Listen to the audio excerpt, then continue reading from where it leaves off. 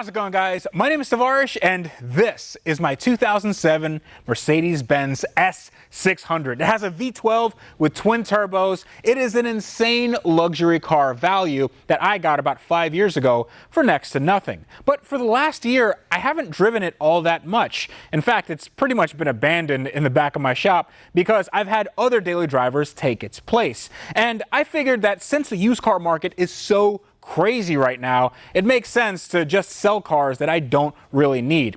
But since this is a Mercedes and it was sitting in the back of my shop for a long time, it does have some issues. Now, if I were to take this car to the dealer with its issues, they would charge me somewhere around $10,000. But since I'm never setting foot in a dealership, I'm going to do it myself. So how hard could it be? I'm going to need to stop saying that. It's always going to be harder than I think.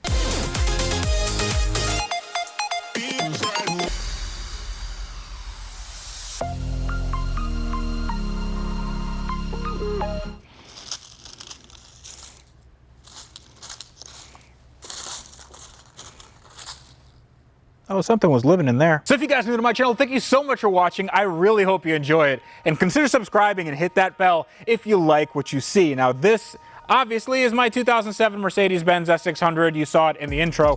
But I am really excited because I haven't really worked on this car at all since I got it. And if you want a good history on this car, then check out the links in the video description below. When I first got this car, I bought this from a guy named Tyler Hoover. You might know him from Hoovy's Garage. He's a very good friend of mine, and he dubbed this car the Silver Elephant. And this car was actually his highest performing video, I think, until this day, which makes sense that I would give him the car that was my highest performing series, the Pimp My Ride van. And I also had the Range Rover that did like 13 million views. I think he was a little salty about that. I'm sorry, Tyler. But let's not get bogged down with who stole whose views.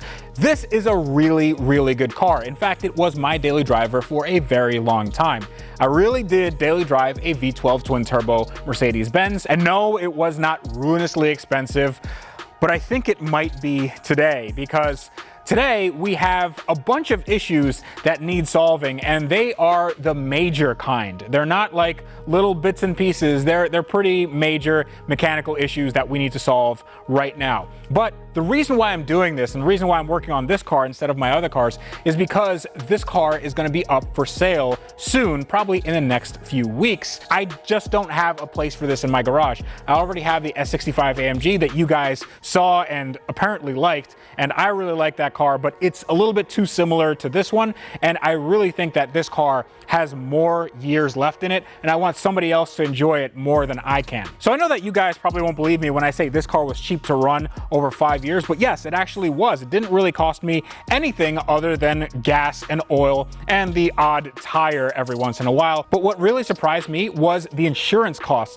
on a car like this. I mean, this car was $145,000 brand new, and I got it for basically $12,000, and insurance costs were really, really reasonable. So as you can imagine, I have to look for the best deals on insurance because I have a lot of cars. So little changes on each car in their premium add up to a big change for the entire policy. And that is why I use today's sponsor, Policy Genius, because they are a game changer when it comes to finding the best rates for your home and auto insurance. So if you guys don't know what Policy Genius is, it is a really easy way to compare your home and auto insurance coverage in one place. They can help you find home and auto coverage similar to what you already have, but just for a lower price. So here's how you can get started. First, head over to policygenius.com/Tavarish and answer a few quick questions about yourself and your property. Then Policy Genius takes it from there. They'll compare rates from America's top insurers, from Progressive to Allstate, to find your lowest quotes. They can also bundle your home and auto policies and are always looking for ways to save you more. And get this, if they find a better rate, they'll switch you over for free. I mean, that you can't beat free. You literally cannot beat free. In fact, they've saved customers an average of $1,250 per year over what they were paying for home and auto insurance. What would you do with another $1,250? I'd put it into my cars, because that's what smart people do. So in order to start potentially saving money on your insurance right now, go to policygenius.com/Tavarish. It's in the link in the video description. It's policygenius.com/Tavarish. Go check it out right now. When it comes to insurance, it's nice to get it right. All right, so let's begin. Now, we are beginning at the end because I've already done all the work, sort of like how I did on my Aston Martin DBS, just so I know what I'm talking about when I say that this was fairly difficult, even though there was not really anything that I got hung up on. It was just a bit finicky, a bit more finicky than I thought, and a lot more expensive. But right now, I'm going to take you back in time so you guys can follow along and see how easy it is to work on a car that has depreciated by more than 90%. All right, so let's begin. Behind me is one of my favorite engines ever. This is an M275 5.5 liter V12 with twin turbos, and in stock form, it makes somewhere around 500 horsepower. But this one isn't stock. This one has 600 horsepower because it has a little bit of a tune on it, and it's also broken, as you already know. But this is also one of the most complex engines Mercedes has ever made, because since it's a V12, they wanted to make sure that it had the best reliability it could ever have. Usually in other V12 cars, they have 12 spark plugs. Not in this. This has 24 of them. And I got everything I need right here. So what you're looking at, don't want to drop these are a little expensive. So these are laser iridiums, and I have 24 spark plugs that I'm going to use to spruce this engine up. Now, one reason why this engine was running so poorly is because this has two giant coil packs. And what the coil packs do is essentially provide the spark for the spark plug. And there's one on either side. Now, usually on any other car, each cylinder gets its own coil pack, but Mercedes, being Mercedes, they decided that one bank of cylinders, meaning 6 cylinders, gets its own coil pack, and that coil pack is $1,500 if you buy it brand new, which I did, and I made sure to get the OEM one because I honestly didn't want to put anything aftermarket in this very expensive car. And don't want to drop that. So that is going in here under all these protective covers, and we're going to be working from top to bottom because this also has an issue with its engine mounts. Now, I'm not going to demonstrate it for you because this engine really is running quite poorly, but here's a clip of the last time I had this car on. That was a very, very long time ago, and here's what the engine did. Ooh, wow. There it goes. Yeah. Oh!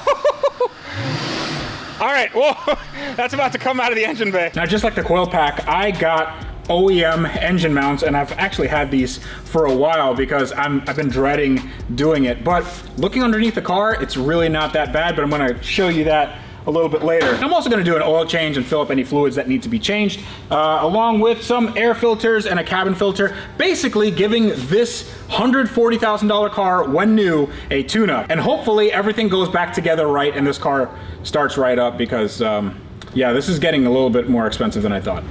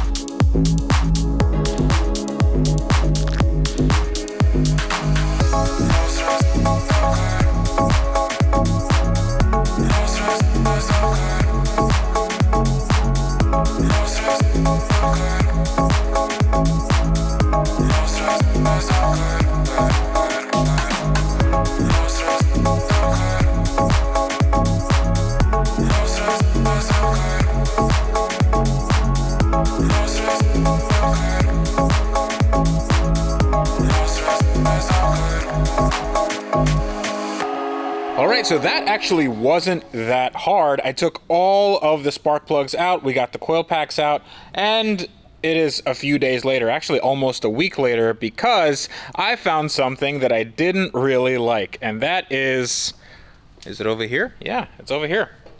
So this is one of the coil packs. And you can see that ain't good. So this is not supposed to be like that. The solder on the inside broke, and these connections, which provide the spark for the cylinders, they just broke. So this was the bad coil pack. But what I found was even more disturbing, because this was the good coil pack. And if we take a look over here, it ain't supposed to be that floppy. So a bunch of these connections were also just super loose and ready to let go. And yeah, this doesn't look very good at all. So what I decided to do was get another brand new coil pack, which is another $1,500. So in these two parts alone, these are $3 grand. And then we add a few $100 for the spark plugs and the filter.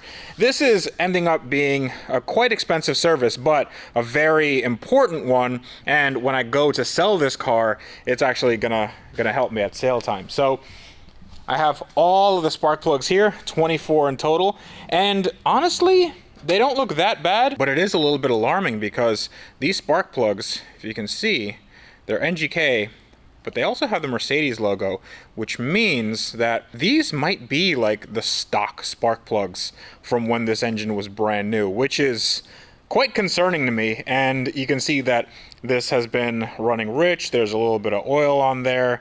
They weren't super duper happy, but they're not the worst that I've ever seen. So these definitely needed a change in any case. So what we're gonna do now is completely just put this all back together again, and hopefully everything goes back together and I don't have any extra bolts.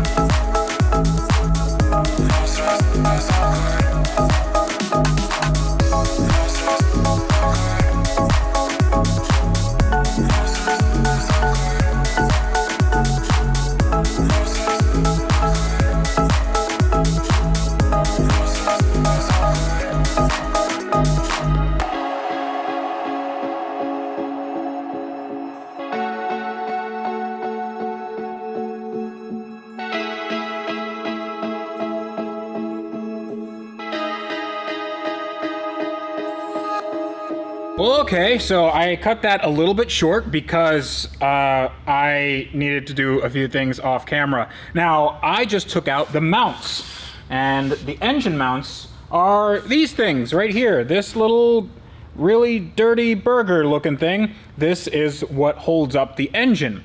And if you can notice what the differences are between the old one and the new one, I mean, that is, this one's a lot squished. It's really just pancaked. It doesn't serve a purpose. And these need to be nice and pliable, meaning that if I hit the throttle, the engine is supposed to kind of ride on a cushion, and there's no cushion here. It just kind of smacks, and the engine is not very smooth, and the engine was not very smooth because of that misfire. But now we're replacing this with brand new ones. and these are OEM. I want to make sure that everything that goes in this car is OEM. You never want to leave things like this to chance, and these honestly are probably not fit for the job for a very long time because this has 700 foot-pounds of torque, which means that this is going to need to be done at some point. The good part about it is it's really not that hard to do. It's a little bit fiddly because I did have to take off the steering shaft, but it's like two 13mm bolts and it comes right out, and then you can slot one of these in. Now, I put the brackets and stuff in the parts washer, so as soon as that's out, I can put everything back in, and now the engine is going to sit nice and level, and when I rev it, it's not going to rattle my teeth out.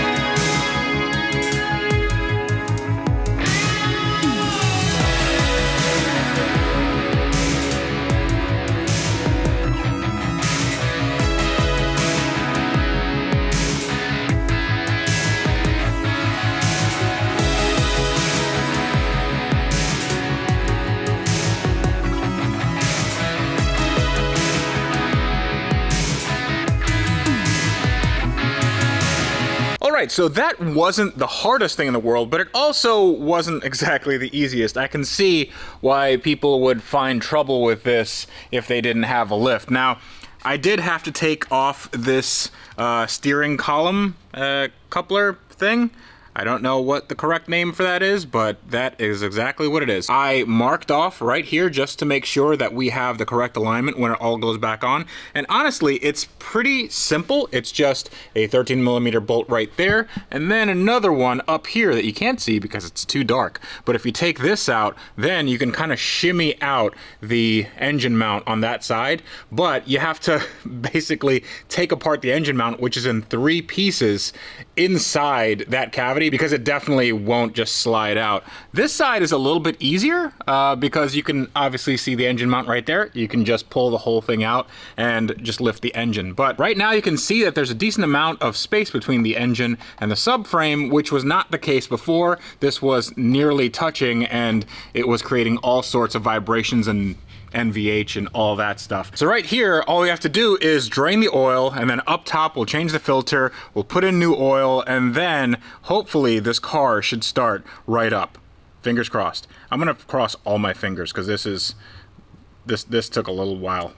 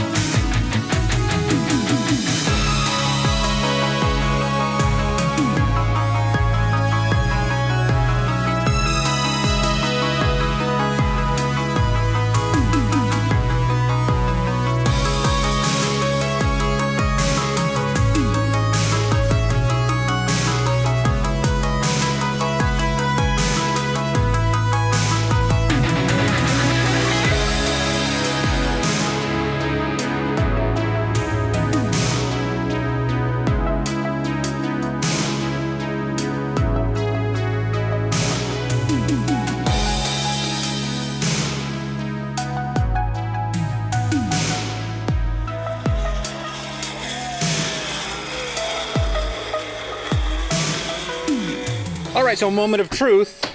We did put in the spark plugs and oil change and everything in the front. And now we can work on some stuff in here. So this is a little bit more complicated than just a regular oil change. Now, you do just turn the engine on, because I did put enough oil in there, at least enough oil so we can warm it up. And instead of using the regular push button, I have taken that push button out. It actually is just a button you can take out, and I can use the physical key here, and we are going to put it to the on position. Then we have to press this button, make sure it's in this menu, then go back one. Then you press and hold the phone and OK button, 1, 2. Then you go into the secret menu. This is where it tells you the Krabby Patty secret formula. So you have the dealer menu, you have vehicle data, dynamometer test. The dyno test actually turns off all of the traction control and all that stuff, so you can do some crazy burnouts. This is more for like emissions and stuff, but you can actually put it on a dyno and make some good power. So what we want is right here, Assist Plus Workshop and Service Done. And we're just gonna go to Services Due, Full Service, the oil quality, boom, that's good, yes. We got the right oil quality, okay. Okay, actually that was the right thing to do, so if we go to Service, Assist Plus, Service A in 365 days. So we have reset all the services, which is very good because this car won't need anything for a very long time. So let's just turn this car on. Hopefully it doesn't blow up. Ooh. I wasn't worried at all. At all. And you guys can't tell from here, but there's no vibration on the inside at all. Like, I'm revving it just a little bit. Turns out, doing all the spark plugs and ignition coils and engine mounts makes the engine run a lot smoother. But that's not all, because we have to then do an engine oil level test. And in order to do it, you have to get it up to operating temperature. So I'm just gonna get it right up to here-ish, and then I'm gonna shut it off, and 5 minutes later you can check the oil, and then I wager I'm gonna have to add a few quarts, and then we will be done with the oil change, and then we can tackle some other issues that I've been having with this car. Actually, since we're waiting, I might as well tell you what the issues are. You see that guy right there? That thing? Yeah, so I don't actually have any tires low. One of the tire pressure sensors is faulty, and I believe it is the front right, so we're gonna have to change that. Also, whenever you put it into park or reverse, this happens. So my park assist is inoperative, and if I put it into reverse, you see, well, it says trunk open, park assist disabled, but the camera and everything works. So my park assist on that end does work, but what doesn't work are my radar sensors. And another thing that doesn't work is my cruise control. So the cruise control has a radar guided sensor up there, and that is all disabled because something is angry in my parking system. So I'm gonna need to see what that actually is. Actually, switching gears a little bit, you'll see that I have made something beautiful. Now, this is a bleeder system for the intercooler circuit. And the intercooler it's an air to water intercooler instead of like an air to air. So Turbo 101 is when a turbo creates compressed air, it also creates a lot of heat. And that heat can't go into the engine because then that can cause pre-ignition or detonation, and we definitely don't want that. So to keep the intake air temperature, the IAT, cool, we have intercoolers. So we have one here and one there, and they are cooled by their own coolant. Now, in other Mercedes, the coolant is actually shared with the rest of the system, and that is a no-no because you want this as cool as possible. So Mercedes, in their infinite wisdom, on the V12s at least, they made their own separate cooling system. But it is very, very finicky to bleed because there's a pump somewhere in there, and that goes bad, and I just want to know if the pump actually works. So what we're going to do is we're going to turn on the car, we're going to see if any air bubbles come out because I put these lines on the Schrader valves over here, and we're gonna see if anything comes out, and that way we'll bleed the system, we'll make sure that all the coolant is where it's supposed to be, and that way I don't have a blown engine. So already we see bubbles right there, so you know the pump is working. a little bit. It's supposed to turn on during idle. You can see the air being pushed out, and I'm gonna leave it on for a little bit just to make sure that no more air bubbles come out, and then I believe we'll be good to go. All right, there have been some developments. You can see all those air bubbles being pushed out, so the pump definitely works. It's definitely doing something. Oh yeah, that's what I want to see. Actually, now that I think of it, this thing had a tune on it, and if this wasn't done properly, and it definitely looks like it wasn't by the previous owner. Now I'm not saying Tyler didn't do this, I'm saying that whoever installed this for Tyler probably didn't bleed this very well.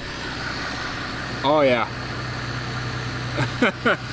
I think that the engine could actually be a lot faster than I thought it was. Let's see what it says. Engine oil level, okay.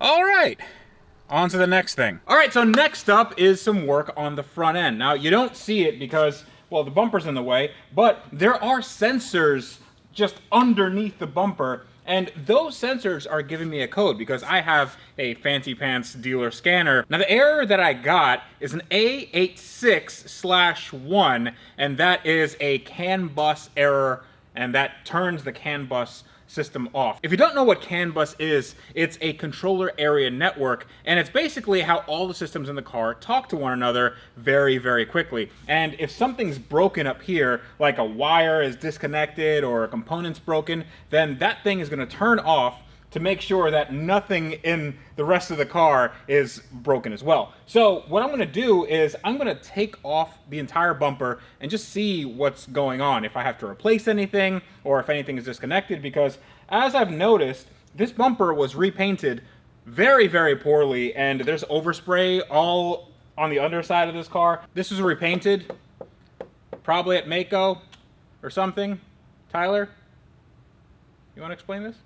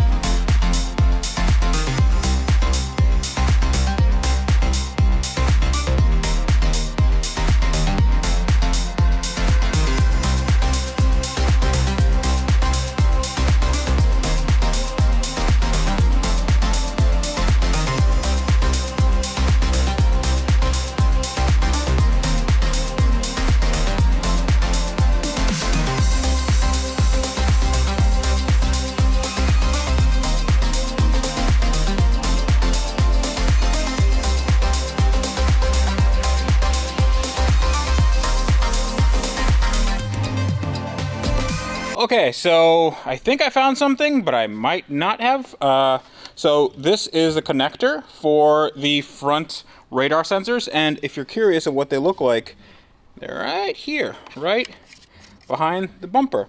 Now, I do actually have an extra one. I ended up buying one just in case, but this was very easy to take off, and I'm wagering that you can see that there's like some overspray in there, and the pins themselves, they're actually painted a little bit.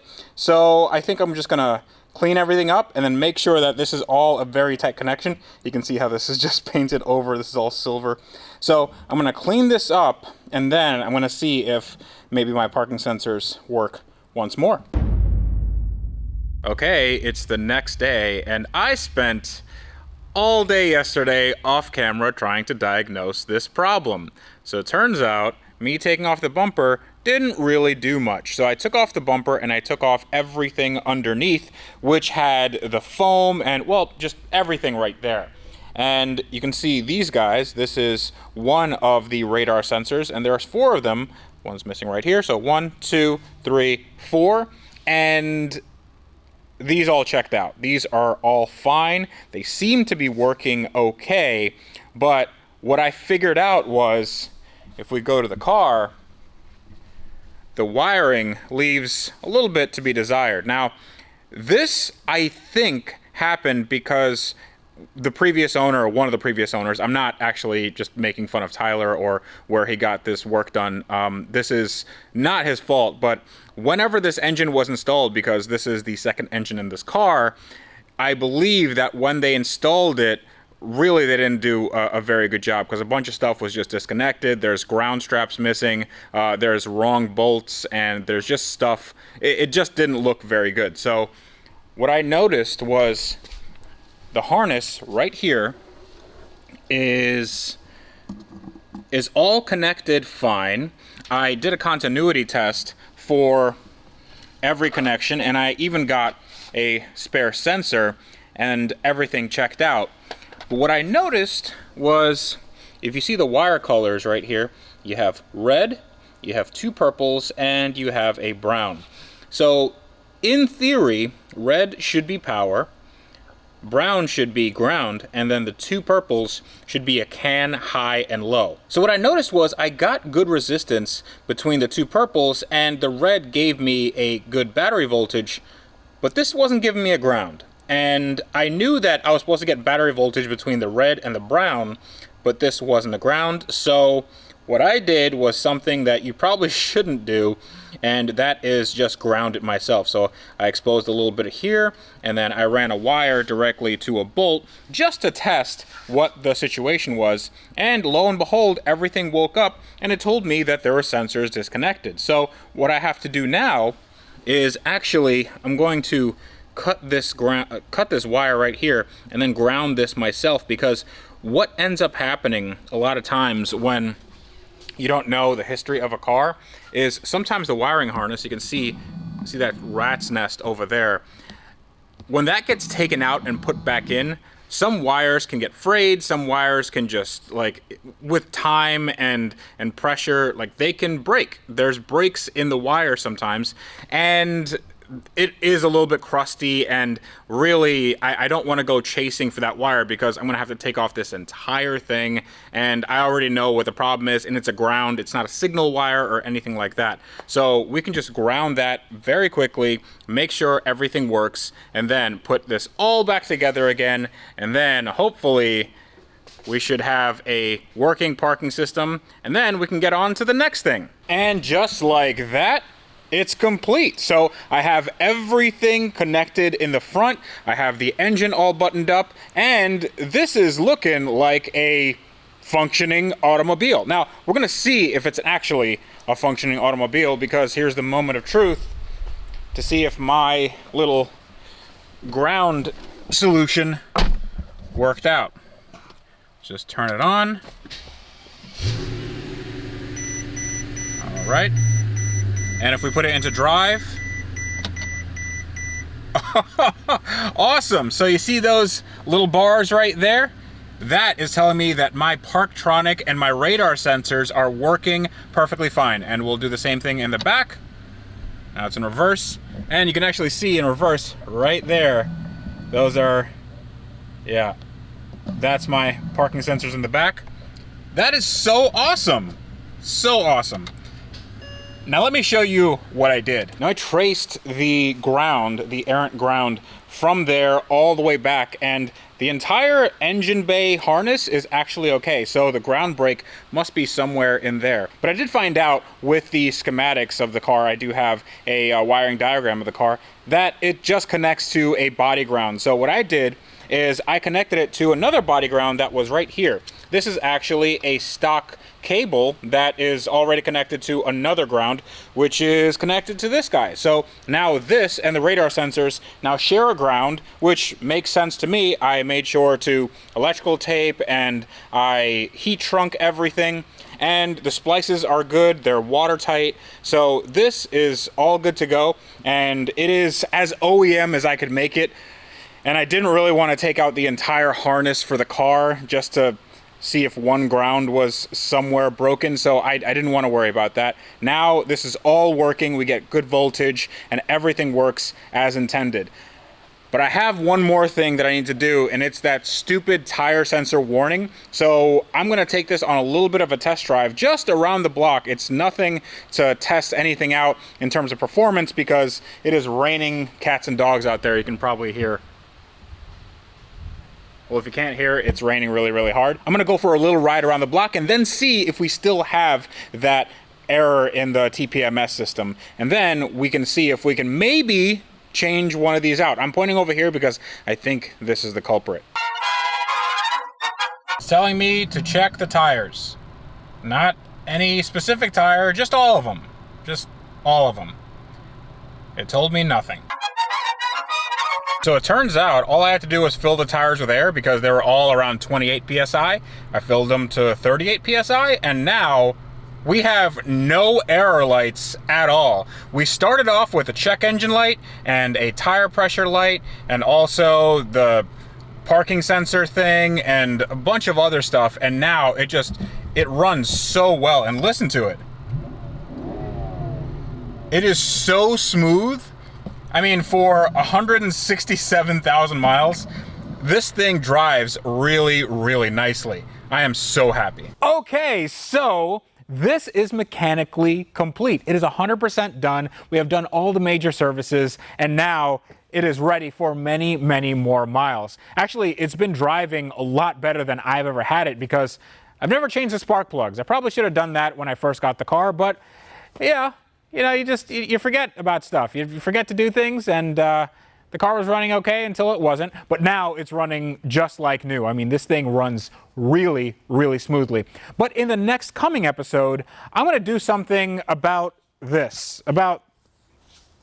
This is really nasty. This is kind of, yeah, I'm gonna do something about the cosmetics of this car because we need to take off that year's worth of grime and grit because I just left this car outside. This was my daily driver after all. This thing needs a very, very good polish.